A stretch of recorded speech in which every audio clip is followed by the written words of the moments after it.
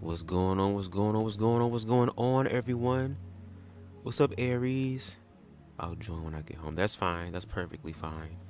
I realize that, again, for those who really rock with me, that's why I encourage them to hit the subscribe button because I'm learning how to be in the present moment and to just go whenever my gut tells me or whenever my spirit tells me to do so. Um, it can be nerve wracking. It can be like, oh, where the hell did this come from? But when you're learning to walk by faith, that is what you're going to have to do.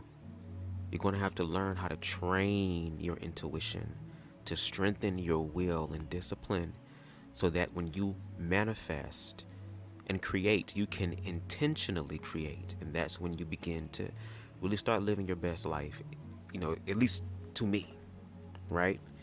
I'm going to let you guys know right now that if you are expecting a completely flawless read through of the 7 spiritual laws of success, you're not going to get it here. Okay? I'm simply just being myself and learning to love myself through the midst of it all. So,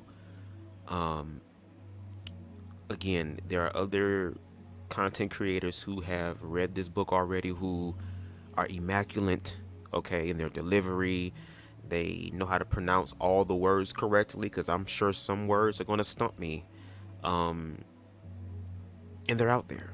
But if my vibe resonates with you, if the energy that I'm giving resonates with you, then I encourage you to stick around, at least for the first video, and kind of see if you like the vibe, okay? But before we get into the actual book, boom, copyright disclaimer. Under Section 107 of the Copyright Act of 1976, allowance is made for fair use for purposes such as criticism, comment, news reporting, scholarship, teaching, education, and research, okay? Fair use is a use permitted by copyright statute that might otherwise be infringing, all right? Nonprofit, educational, or personal use tips the balance in favor of fair use. Hopefully y'all be able to hear me clearly because I want to have the music playing in the background because that's very important. Let me get a sip of water, y'all. Excuse me. When you partake of the herb, you have to make sure your mouth is lubricated, okay? Okay.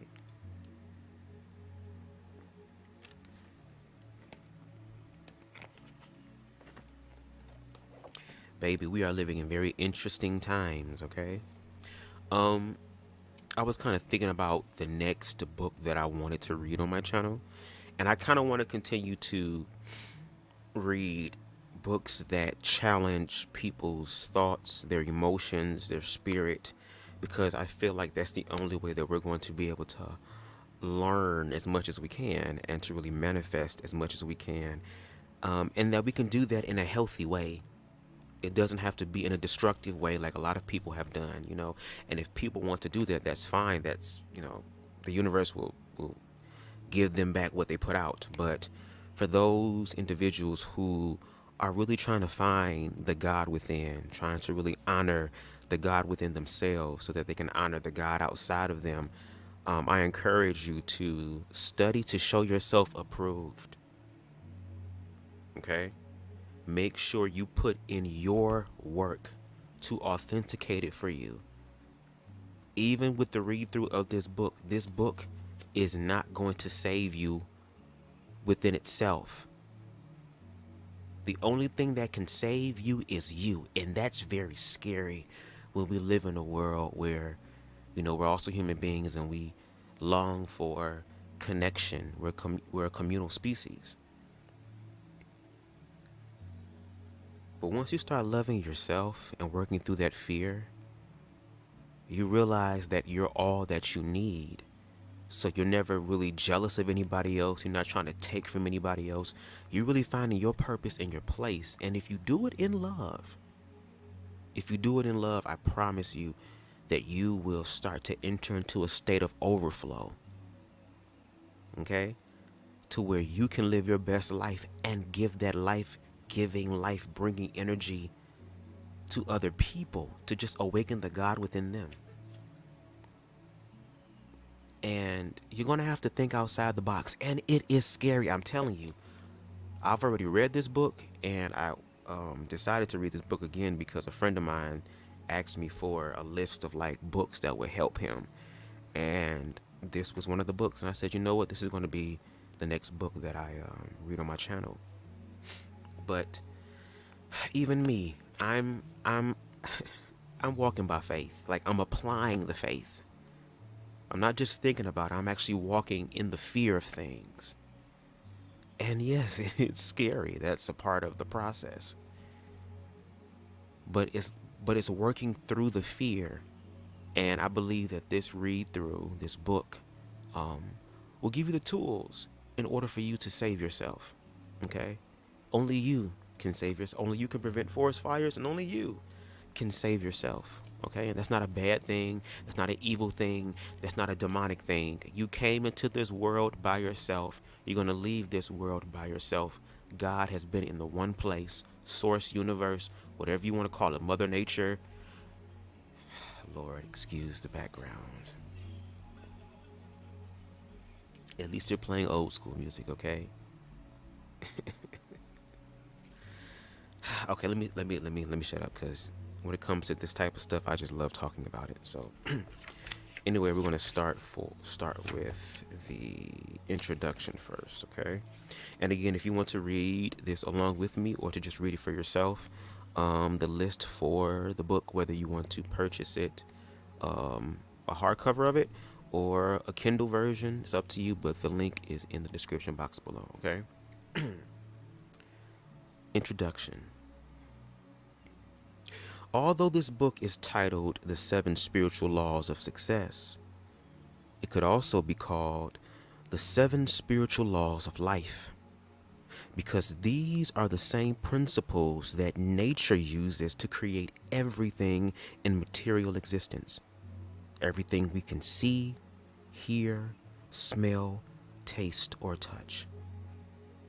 In my book, Creating Affluence, Wealth Consciousness in the Field of All Possibilities, I have outlined the steps to wealth consciousness based on a true understanding of the workings of nature. The 7 spiritual laws of success form the essence of this teaching. When this knowledge is incorporated into your consciousness, it will give you the ability to create unlimited wealth and effortless ease, and to experience success in every endeavor. Success in life could be defined as the continued expansion of happiness and the progressive realization of worthy goals. Success is the ability to fulfill your desires with effortless ease. And yet success, including the creation of wealth, has always been considered to be a process that requires hard work. And it is often considered to be at the expense of others. Now we need a more spiritual approach to success and to affluence, which is the abundant flow of all good things to you. With the knowledge and practice of spiritual law, we put ourselves in harmony with nature and create with carefreeness, joy and love. There are many aspects to success. Material wealth is only one component. Moreover, success is a journey, not a destination. Material abundance in all of its expressions happens to be one of those things that makes the journey more enjoyable. But success also includes good health, energy, and enthusiasm for life, fulfilling relationships, creative freedom, emotional and psychological stability, a sense of well-being, and a peace of mind. Even with the experience of all these things, we will remain unfulfilled unless we nurture the seeds of divinity inside us. In reality, We are divinity in disguise, and the gods and goddesses in embryo that are contained within us seek to be fully materialized. True success is therefore the experience of the miraculous. It is the unfolding of the divinity within us. It is the perception of divinity whenever, wherever we go, and whatever we perceive. In the eyes of a child, in the beauty of a flower, in the flight of a bird. When we begin to experience our life as the miraculous expression of divinity, not occasionally, but all the time, then we will know the true meaning of success. Hey, Queen Donna, I hope you enjoy this one. It's another good one. Thank you for your support. I appreciate it. Okay. Before defining the 7 spiritual laws, let us understand the concept of law. Law is the process by which the unmanifest becomes the manifest. It is the process by which the observer becomes the observed. It is the process by which the seer becomes the scenery. It is the process through which the dreamer manifests the dream. All of creation, everything that exists in the physical world, is the result of the unmanifest transforming itself into the manifest. Everything that we behold comes from the unknown. Our physical body, the physical universe, anything and everything that we can perceive through our senses is the transformation of the unmanifest, unknown, and invisible into the manifest, known and visible. The physical universe is nothing other than the self curving back within itself to experience itself as spirit, mind, and physical matter. In other words, all processes of creation are processes through which the self or divinity expresses itself. Consciousness in motion expresses itself as the objects of the universe in the internal dance of life. The source of all creation is divinity, or the spirit. The process of creation is divinity in motion, or the mind. And the object of creation is the physical universe, which includes the physical body. These 3 components of reality, spirit, mind, and body, or observer, the process of observing, and the observed, are essentially the same thing. They all come from the same place, the field of pure potentiality, which is purely unmanifest.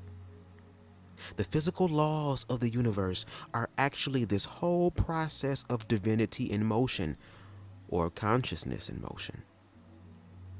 When we understand these laws and apply them in our lives, anything we want can be created, because the same laws that nature uses to create a forest, or a galaxy, or a star, or a human body can also bring about the fulfillment of our deepest desires.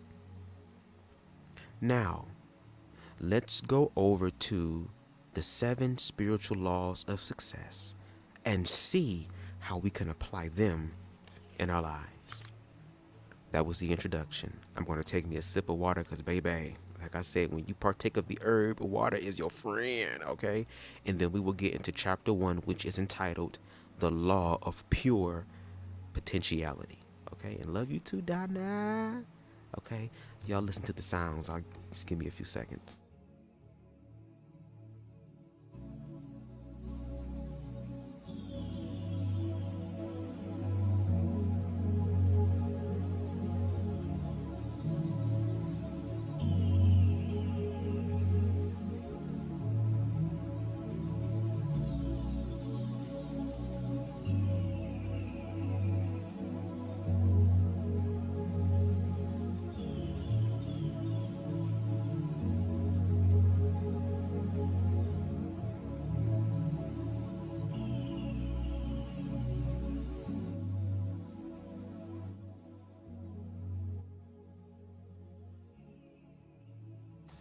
All right, y'all. Please excuse me. I got allergies and stuff too. So if I sound stuffy and nasally, please forgive me. I'm trying to work it out. Okay. Anyway, chapter 1, the law of pure potentiality. The source of all creation is pure consciousness, pure potentiality, seeking expression from the unmanifest to the manifest. And when we realize that our true self is one of pure potentiality, we align with the power that manifests everything in the universe. In the beginning, there was neither existence nor non-existence. All this world was unmanifest energy. The One breathed without breath by its own power. Nothing else was there. And this is from the hymn of creation, the Rig Veda. Veda. The first spiritual law of success is the law of pure potentiality. This law is based on the fact that we are, in our essential state, pure consciousness. Pure consciousness is pure potentiality. It is the field of all possibilities and infinite creativity. Pure consciousness is our spiritual essence. Being infinite and unbounded, it is also pure joy. Other attributes of consciousness are pure knowledge, infinite silence, perfect balance, invincibility, simplicity, and bliss. This is our essential nature. Our essential nature is one of pure potentiality. When you discover your essential nature and know who you really are, in that knowing itself is the ability to fulfill any dream you have, because you are the eternal possibility, the immeasurable potential of all that was, is, and will be. The law of pure potentiality could also be called the law of unity, because underlying the infinite diversity of life is the unity of one all-pervasive spirit. There is no separation between you and this field of energy. The field of pure potentiality is your own self. And the more you experience your true nature, the closer you are to the field of pure potentiality. The experience of the self, or self-referral, means that our internal reference point is our own spirit and not the objects of our our experience, excuse me. I'm going to read that again. The experience of the self, or self-referral, means that our internal reference point is our own spirit and not the objects of our experience. The opposite of self-referral is objective referral. In objective referral, we are always influenced by objects outside the self, which include situations, circumstances, people, and things. In object referral, we are constantly seeking the approval of others. Our thinking and our behavior are always in anticipation of a response. It is therefore fear-based. In object referral, we also feel an intense need to control things. We feel an intense need for external power, the need for approval, the need to control things, and the need for external power are needs that are based on fear. This kind of power is not the power of pure potentiality or the power of the self or real power. When we experience the power of the self, there is an absence of fear. There is no compulsion to control and no struggle for approval or external power.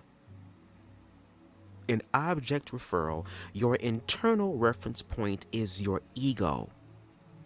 Now, the ego, however, is not who you really are. The ego is your self-image. It is your social mask. It is the role you are playing. Your social mask thrives on approval. It wants to control, and it is sustained by power because it lives in fear. Your true self, which is your spirit, your soul, is completely free of those things. It is immune to criticism. It is unfearful of any challenge, and it feels beneath no one. And yet, it is also humble and feels superior to no one because it recognizes that everyone else is the same self, the same spirit in different disguises. That's the essential difference between object referral and self-referral. In self-referral, you experience your true being, which is unfearful of any challenge, has respect for all people, and feels beneath no one. Self-power is therefore true power. Power based on object referral, however, is false power. Being ego-based power, it lasts only as long as the object of reference is there. If you have a certain title, if you're the president of the country or the chairman of a corporation, or if you have a lot of money, the power you enjoy goes with the title, with the job, with the money. Ego-based power will only last as long as those things last. As soon as the title, the job, the money goes away, so does the power. Self-power, on the other hand, is permanent because it is based on the knowledge of the self. And there are certain characteristics of self-power. It draws people to you, and it also draws things that you want to you. It magnetizes people, situations, and circumstances to support your desires. This is also called support from the laws of nature. It is the support of divinity. It is the support that comes from being in the state of grace. Your power is such that you enjoy a bond with people, and people enjoy a bond with you. Your power is that of bonding, a bonding that comes from true love. Now, how can we apply the law of pure potentiality, the field of all possibilities, to our lives? If you want to enjoy the benefits of the field of pure potentiality, if you want to make full use of the creativity which is inherent in pure consciousness, then you have to have access to it. One way to access the field is by hitting my CashApp. I'm just playing. I'm just playing. One way to access the field is through the daily practice of silence, meditation, and non-judgment. Spending time in nature will also give you access to the qualities inherent in the field: infinite creativity, freedom, and bliss. Practicing silence means making a commitment to take a certain amount of time to simply be. Experiencing silence means periodically time means periodically withdrawing from the activity of speech. It also means periodically withdrawing from such activities as watching television, listening to the radio, or reading a book. If you never give yourself the opportunity to experience silence, this creates turbulence in your internal dialogue. Set aside a little time every once in a while to experience silence. Or simply make a commitment to maintain silence for a certain period each day. You could do it for 2 hours, or if that seems a lot, do it for a 1 hour period. And every once in a while, experience silence for an extended period of time, such as a full day or 2 days, or even a whole week. Now, what happens when you go into this experience of silence?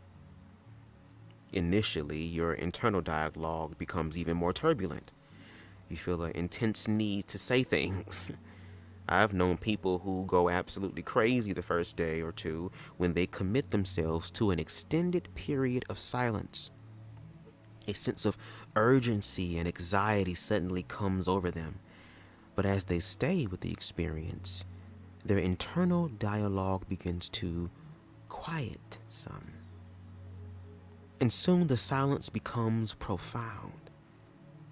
This is because after a while, the mind simply gives up. It realizes there is no point in going around and around if you, the self, the spirit, the choice maker, okay? Mementos, the fresh maker, the choice maker, are not going to speak, period. Then, as the internal dialogue quiets, you begin to experience the stillness of the field of pure potentiality. What's going on? Let's talk while what's going on. Practicing silence periodically, as it is convenient to you, is one way to experience, okay? It's just one way to experience the law of pure potentiality. Spending time each day in meditation is another. Ideally, you should meditate at least 30 minutes in the morning and 30 minutes in the evening. Through meditation, you will learn to experience the field of pure silence and pure awareness. In that field of pure silence is the field of infinite correlation, the field of infinite organizing power, the ultimate ground of creation, where everything is inseparable, connected with everything else. Where everything is inseparably, connected with everything else. What's up, Queen Spicy? What's going on? What's going on? In the fifth spiritual law, the law of intent and desire, you will see how you can introduce a faint impulse of intention in this field, and the creation of your desires will come about spontaneously. But first, you have to experience stillness. Stillness is the first requirement for manifesting your desires, because in stillness lies your connection to the field of pure potentiality that can orchestrate an Andrew Caldwell, back up, girl. I know you like this channel, okay? Listen to the book, girl. Maybe you can learn something, okay?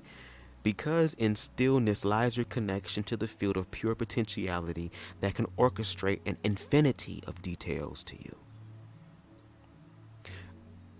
Imagine throwing a little stone into a still pond and watching it ripple. Then, after a while, when the ripples settle down, perhaps you throw another little stone. That's exactly what you do when you go into the field of pure silence and introduce your intention. In this silence, Even the faintest intention will ripple across the underlying ground of universal consciousness, which connects everything with everything else. But if you do not experience stillness in consciousness, if your mind is like a turbulent ocean, you can throw the damn Empire State Building into it, okay? Death drop into it, and you wouldn't notice a thing, okay? A thing. In the Bible, okay, the expression, be still and know that I am God. This can only be accomplished through meditation. Another way to access the field of pure potentiality is through the practice of non-judgment. Judgment is the constant evaluation of things as right or wrong, good or bad. When you are constantly evaluating, classifying, labeling, analyzing, you create a lot of turbulence in your internal dialogue. This turbulence constricts the flow of energy between you and the field of pure potentiality. You literally squeeze the gap between thoughts.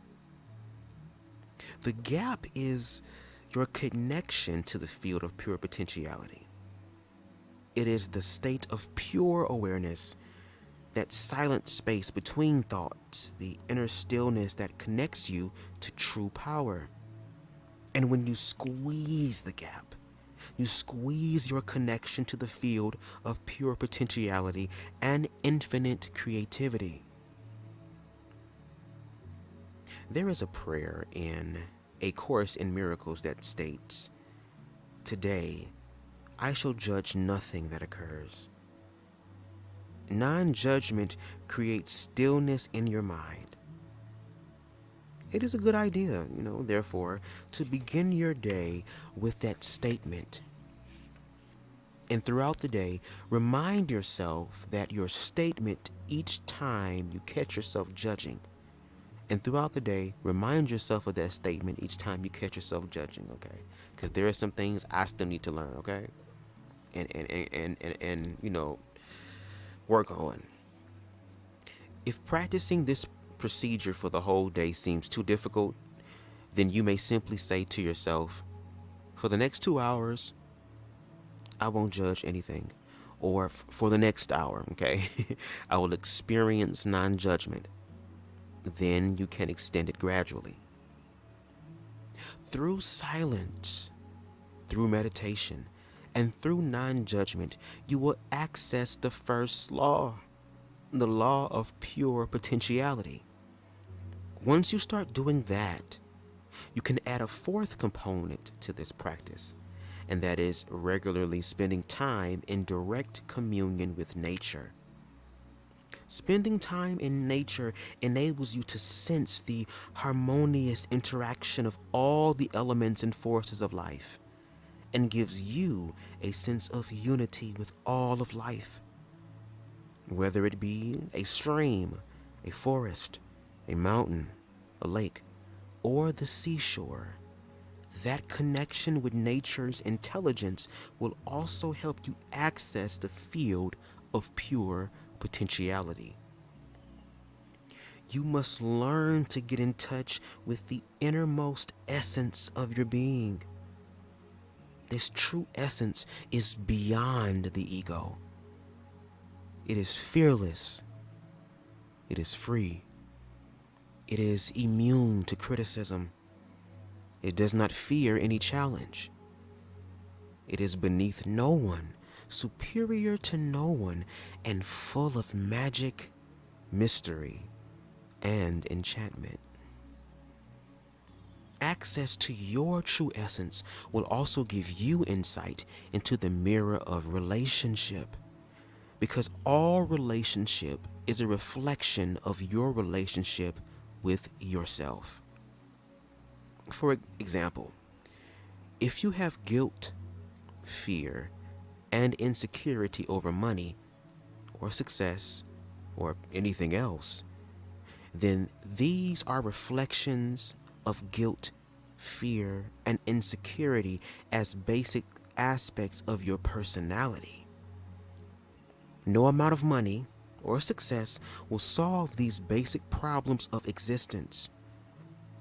Only intimacy with the self will bring about true healing. And when you are grounded in the knowledge of your true self, when you really understand your true nature, you will never feel guilty, fearful, or insecure about money or affluence or fulfilling your desires, because you will realize that the essence of all material wealth is life energy. It is pure potentiality. And pure potentiality is your intrinsic nature. As you gain more and more access to your true nature, you will also spontaneously receive creative thoughts, because the field of pure potentiality is also the field of infinite creativity and pure knowledge.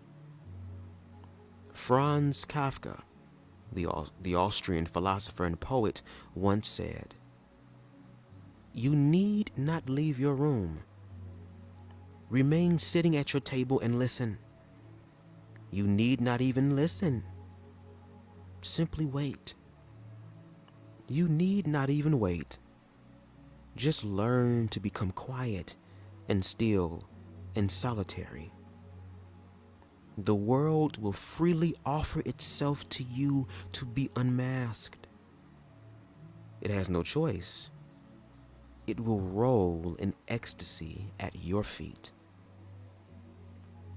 The affluence of the universe, the lavish display and abundance of the universe, is an expression of the creative mind of nature. The more you have access to its infinite, unbounded creativity. But first, you have to go beyond the turbulence of your internal dialogue to connect with that abundant, affluent, infinite, creative mind. And then you create the possibility of dynamic activity while at the same time carrying the stillness of the eternal, unbounded, creative mind. This exquisite combination of silent, unbounded, infinite mind along with the dynamic, bounded individual mind is the perfect balance of stillness and movement simultaneously that can create whatever you want.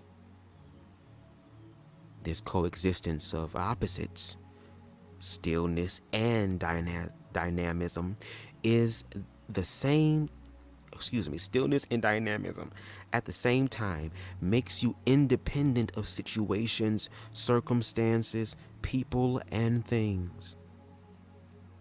When you quietly acknowledge this exquisite coexistence of opposites, you align yourself with the world of energy, the quantum soup, the non-material, non-stuff that is the source of the material world. This world of energy is fluid, dynamic, resilient, changing, forever in motion. And yet, it is also non-changing, still, quiet, eternal, and silent. Stillness alone is the potentiality for creativity.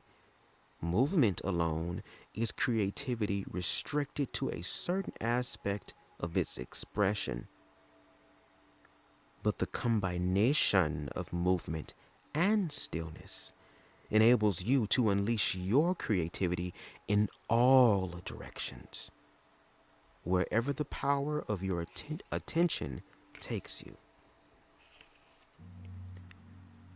Wherever you go in the midst of movement and activity, carry your stillness within you. Then the chaotic movement around you will never overshadow your access to the reservoir of creativity, the field of pure potentiality. Applying the law of pure potentiality. I will put the law of pure potentiality into effect by making a commitment to take the following steps.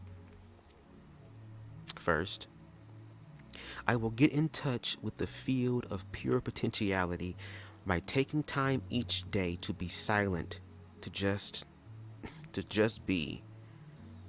I will also sit alone in silent meditation at least twice a day for approximately 30 minutes in the morning and 30 minutes in the evening. Second, I will take time each day to commune with nature and to silently witness the intelligence within every living thing. I will sit silently and watch a sunset, or listen to the sound of the ocean or a stream, or simply smell the scent of a flower. In the ecstasy of my own silence, and by communing with nature, I will enjoy the life throbs, or throbs, whatever, I think it's throb. Enjoy the life throb or throb of ages, the field of pure potentiality and unbounded creativity. And third and lastly, I will practice non-judgment. I will begin my day with the statement, "Today I shall judge nothing that occurs," and throughout the day, I will remind myself not to judge. And ladies and gentlemen, that is the end of chapter 1, the law of pure potentiality. I am excited for this book because even in my own life, again, I'm learning to apply these things.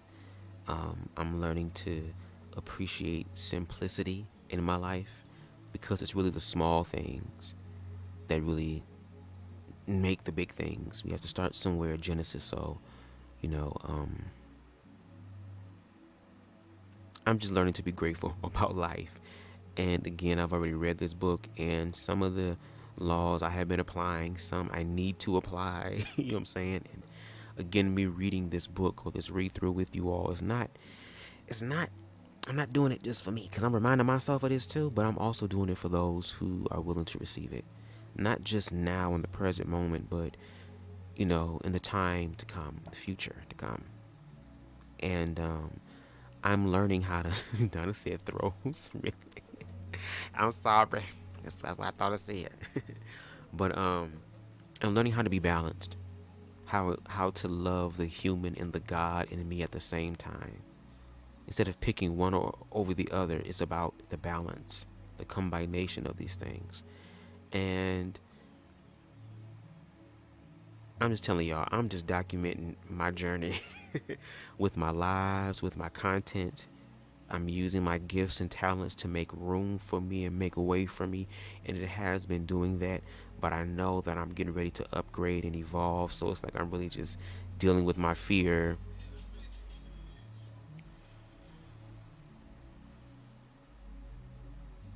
I'm dealing with my fear more and more every day to better myself and to love myself where I am. Like, regardless of what people think about me, to love myself and to learn not to judge people. And when I do catch myself judging, to be able to, make sure I rewind myself and go in another direction. And I'm applying this stuff to my life because I want to live the best life that I can. And I know that with love and knowing who you are, again, like I said, there's no reason to be jealous. There's no reason to be hateful. There's no reason to be spiteful. There's no reason for all that stuff. Because you know that you are all that you need in this life. And of course, for some of us, even me at the beginning of my spiritual journey, I didn't believe it. I thought that all of my help was going to come outside of me. And even when I did manifest blessings that were meant for me, I didn't tap into it because of fear, because I didn't know who I was outside of the lens of everybody else. But by doing the work and committing time to yourself, even if it's a minute, even if it's 5 minutes, even if it's just one affirmation in the mirror of you saying something positive, start somewhere. That's why self-love to me again is important, because self-love means that I'm willing to love me through whatever expression life gives me, or whatever expression of life manifests for me.